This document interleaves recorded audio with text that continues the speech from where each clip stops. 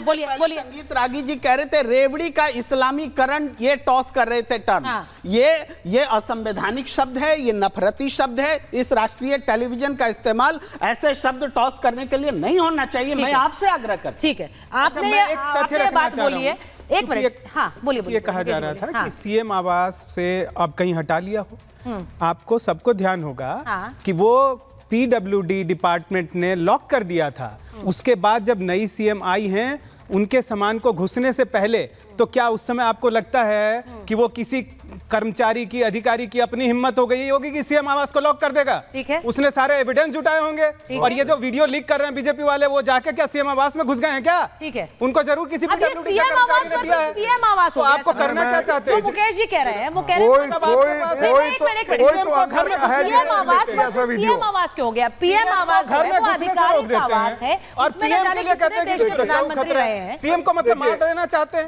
एक चीज बड़ा क्लियर करती हूँ, मैं अपनी ऑडियंस के लिए भी क्लियर कर देती हूँ। जो बात अभी संगीत जी कह रहे थे, वो आधिकारिक आवास नहीं है। ये 7 जो हम पहले आरसीआर कहते थे, लोक कल्याण, कैसे है मैडम? मैं वही उसी पर आ रही हूँ सर, उसी पर आ रही हूँ। भारत के संविधान में लिखा जाता है क्या? संविधान में नहीं लिखा जाता, नोटिफाई किया जाता है। ऐसा नहीं है, डिक्लेयर किया जाता है, नोटिफाई करते हैं। अब अगर वो आधिकारिक आवास है तो क्या अब ये CM residence versus PM residence वाली डिबेट हो जाएगी कि भाई पीएम रेजिडेंस में भी दिखाओ वहां पे कितना खर्चा हो रहा है? समीर जी देखिए, अरविंद केजरीवाल की बेशर्मी देखिए आप।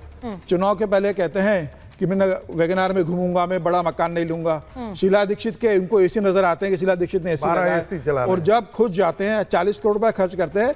अगर इतने ईमानदार अरविंद केजरीवाल है तो केक की रिपोर्ट आ गई ना, सदन का सत्र बुलाए। एलजी ने चिट्ठी लिखी है मुख्यमंत्री को कि 2 दिन का विशेष सत्र बुलाइए आप, और उसमें केक की रिपोर्ट पेश कर दीजिए पटल के अंदर। क्यों नहीं बुलाई मुख्यमंत्री आतिशी नरले ने? क्योंकि पूरा भ्रष्टाचार है। केक की रिपोर्ट आएगी तो सामने जवाब देना पड़ेगा कि इतना पैसा क्यों लगा है। और जब अखबारों में छप गई तो आप कह रहे हैं कि हम लेकर जाएंगे। लेके जाना चाहिए। अरविंद केजरीवाल की बेशर्मी दिल्ली की जनता ने देखना चाहिए कि जो आदमी कहता था मैं वैगनार में घूमूंगा, मैं बिना एसी के रहूंगा, मैं छोटे घर में धनेंद्र जी और आपको देखना चाहिए कि 45 करोड़ रुपया उसने घर के अंदर कैसे लगाया है, किस तरह की जनता के पानी को बर्बाद।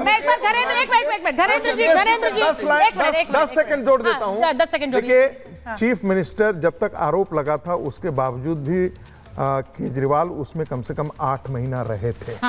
और मेरा ये कहना है कि जो पीडब्ल्यूडी ने जो दिया था, ठीक है, उससे अलग इतर पर्दे लगे हुए थे। वो कहां से थे? आज क्या गारंटी है? तो अब वो कह रहे हैं कि लेकर चलेंगे सीएम आवास। नहीं, मेरा सवाल यही है, कोई गारंटी नहीं है। जिस प्रकार गारंटी नहीं, मैं धनेंद्र जी से पूछ रहा हूं। अरविंद केजरीवाल के चरित्र में है, वो कुछ भी कर सकते हैं। धनेंद्र जी जरा मुझे बता दीजिए, वो कह रहे हैं आज संजय जी ने बोला है कि वो घर का पूरा एक राउंड करा सकते हैं। जो बात कही जा रही है, सोने के टॉयलेट है, ये है, वो है, वो सब दिखा देंगे, देख लीजिए जनता। तो ये चैलेंज जो है ये सिर्फ सीएम हाउस के लिए या पीएम हाउस के लिए भी है? क्योंकि वो ये भी कह रहे हैं कि पीएम आवास भी ले चलिए। फिर देखिए, 2700 करोड़ रुपए का मोदी जी ने राजमहल अपना तैयार करा। उस राजमहल के अंदर 300 करोड़ का कालीन है, 200 करोड़ के झूमर है, 10 लाख का पेन मोदी जी लगाते हैं। मोदी जी के पास जूते की जोड़ी है, 5000 पहनते हैं, 25 लाख की मशरूम खाते हैं मोदी जी। ये मोदी जी के पिताजी छोड़ के नहीं गए थे पैसा। शीश महल का मिनी बार के बारे में बता दीजिए ना। अरविंद केजरीवाल पीते तो नहीं थे। 2700 करोड़ रुपए का अरविंद केजरीवाल शराब नहीं पीते थे, कोई चर्चा नहीं करेगा। ये लग गई ना इनके संगियों के मिर्ची लग गई ना। मैं एक चीज बोलना चाह रही हूं, मैं एक चीज बोल दूं, उसके बाद इस डिबेट को आगे बढ़ाऊंगी। एक चीज बड़ी क्लियरली बोल रही हूँ, अपने राजमहल को जाके देखो। एक चीज मैं बोलूंगी, केजरीवाल की बेशर्मी देखिए, या फिर मोदी के पिताजी छोड़कर गए थे, इस तरह के शब्दों का इस्तेमाल से थोड़ा बचना चाहिए। मुझे लगता है ये अच्छे नहीं, ये अच्छे नहीं। 5000 सूट है, वो भी 10-10 लाख रुपए। धनेंद्र जी, आपने मेरी बात सुनी, मैं उम्मीद कर रही हूँ आप मेरी बात सुन रहे होंगे, क्योंकि मुझे इस तरह की भाषा से आपत्ति है।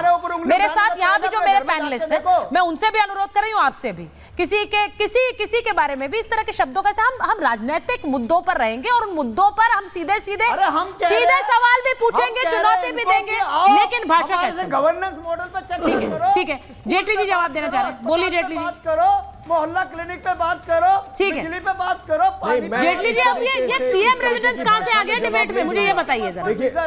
हाँ, ना कोई इनके पास लीडर है। नरेंद्र जी जवाब दे रहे हैं, वो राजीव जी का ऑडियो। दीजिए। चिल्ला रहे हैं, इसका सीधा मतलब एक ही है, ये चुनाव हार रहे हैं। देखिए इतनी फ्रस्ट्रेशन, इतनी फ्रस्ट्रेशन तभी होती है जब आपको पता है कि जनता हमारे साथ नहीं है। इतनी फ्रस्ट्रेशन तभी होती है जब आपके पास जवाब नहीं होते हैं।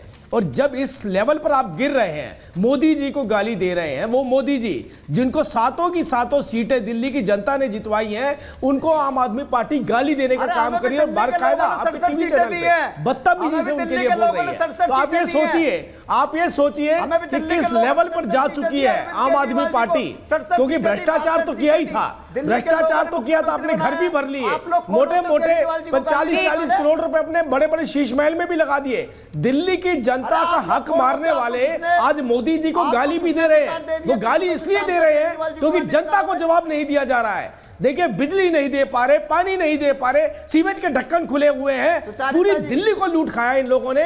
अब इनके पास कोई चारा नहीं बचा। इनको लगता है मोदी जी को गाली निकालेंगे। हो सकता है कि कोई वोटर ऐसा हो जो ये बात पसंद करता और वो हमारे साथ जुड़ जाए। मैं जल्दी से मेरे पास मैं जल्दी से एक कॉल लेना चाह रही हूं, स्टूडियो में कॉल लेना चाह रही हूं। इस बार दिल्ली में किसकी सरकार बन रही है? मुकेश जी आपके साथ शुरुआत कर रही हूं।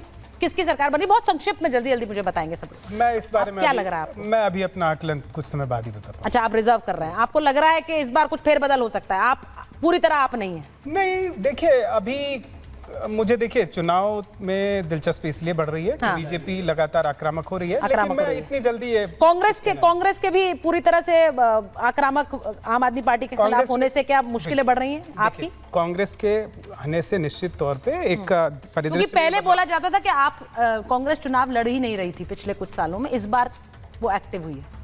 इस बार एक्टिव हुई है। लेकिन मुझे ये भी समझ में आ रहा है कि जो अगर ये दोनों एक साथ जिस तरह से लोकसभा चुनाव में लड़े थे उस तरह से लड़ते तो हो सकता है कि ये नतीजा ज्यादा अच्छा होता। लेकिन अभी जो स्थिति है इसमें मैं यही सिर्फ कहना चाहता हूं कि चुनाव नतीजों पे मैं अभी से कुछ भी कहूं, लेकिन लोकसभा में तो सिफर रहा ना मुकेश जी, फिर वो एक साथ लड़े भी तो फिर वो सिफर नतीजा रहा। तो इस बार क्या होगा? आपका आकलन समीर जी। मुझे लग रहा है उड़ीसा रिपीट होने वाला है। भारतीय जनता पार्टी स्पष्ट बहुमत की गवर्नमेंट बनाएगी इस बार। जैसे उड़ीसा में नवीन पटनायक की 24 साल बाद सत्ता गई थी, केजरीवाल की 10 साल बाद सत्ता पूरी तरीके से जा रही है।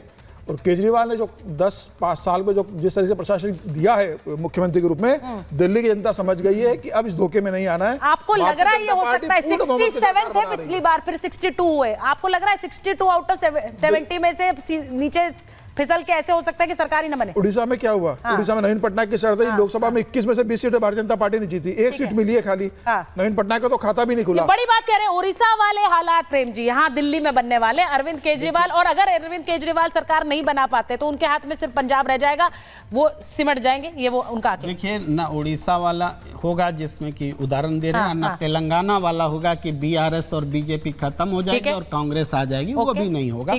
दिल्ली जो है एक बिल्कुल डिफरेंट है। और इस बार एमसीडी भी बीजेपी से छिन गई है। 3 दशक से बीजेपी सत्ता में बाहर है और दिल्ली की जनता एंटी इनकम्बेंसी सेंट्रल गवर्नमेंट के खिलाफ मानती है। इसलिए आम आदमी party number 1, number 2 Congress party और नंबर 3 बीजेपी, यही चुनाव नतीजा। नंबर 3 बीजेपी, कांग्रेस 2 पर है। खाता भी नहीं खुला है पिछले 2 चुनावों में, खाता भी नहीं खुला, उसको 2 पे ला रहे हैं और बीजेपी को 3 पर ला रहे हैं। क्या कारण है भाई? कांग्रेस के कॉन्फिडेंस का क्या कारण है? 3 पे जाएगी कांग्रेस। कॉन्फिडेंस का कारण क्या है? कांग्रेस के कॉन्फिडेंस का कारण क्या है? इतना बड़ा मजाक। नंबर 2 पर कॉन्फिडेंस का कारण इस पूरे देश में उसकी संख्या दुगनी हुई। इंडिया गठबंधन 240 पर आया।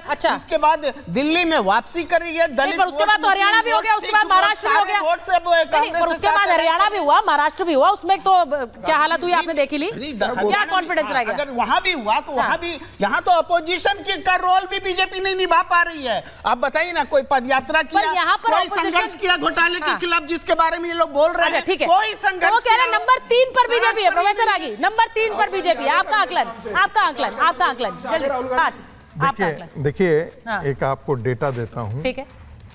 भारत के किसी भी राज्य में जहां कांग्रेस पार्टी तीसरे नंबर पर गई है, वहां से वो दूसरे तो पहले तो छोड़ दीजिए, ठीक है, दूसरे नंबर पर भी नहीं आ पाई है। एक भी अपवाद नहीं है। लोकसभा के दरमियान इस बार महाराष्ट्र में हुआ था, नहीं तो आप पूरे 30 साल का इतिहास ले लीजिए, कांग्रेस पार्टी कभी भी नहीं आ पाई। इसलिए यहाँ 5% से आकर के 12%। आपको लग रहा है बीजेपी सरकार? दूसरी बात, अब इनका भरोसा हो सकता है कि चूंकि वियतनाम गए हैं, मनमोहन सिंह की जो दुख भरा जो सप्ताह था उसमें वो वियतनाम गए हैं, वहीं से टाइल्स आया था शीश महल के लिए। हो सकता है वहां से नया कुछ खोज करके आए तो नई आक्रामक रहे।